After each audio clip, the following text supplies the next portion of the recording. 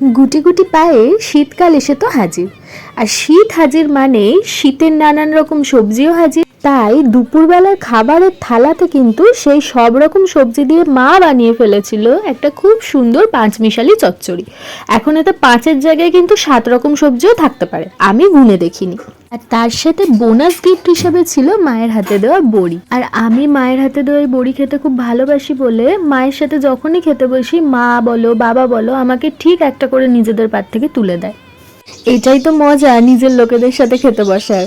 তরকারিটা খেতে কিন্তু সত্যিই খুব সুন্দর হয়েছিল। যাই হোক, এরপরে যে পদটা ছিল সেটা কিন্তু আরও বেশি লোভনীয়। এই ঠান্ডায় গরম গরম একদম পাতলা চিকেনের ঝোল, এটা আমি রান্না করেছিলাম আর খেতেও কিন্তু বেশ ভালোই লাগছিল।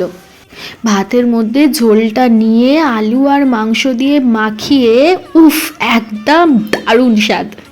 ঝোলটা খেতে এতটাই ভালো লাগছিল যে আবার মায়ের কাছ থেকে একটু ঝোল চেয়ে নিয়েছিলাম। আচ্ছা, তোমাদের জন্য রয়েছে একটা প্রশ্ন। তোমরা বলো তো, আজকে যে দুটো পদ তোমাদেরকে দেখালাম, তোমাদের যদি অপশন দেওয়া হয় তাহলে তোমরা কোনটাকে চুজ করবে? চিকেনের লাল ঝোল নাকি এই নানান রকম সবজি দিয়ে তৈরি করা একটা চচ্চড়ি? টাটা।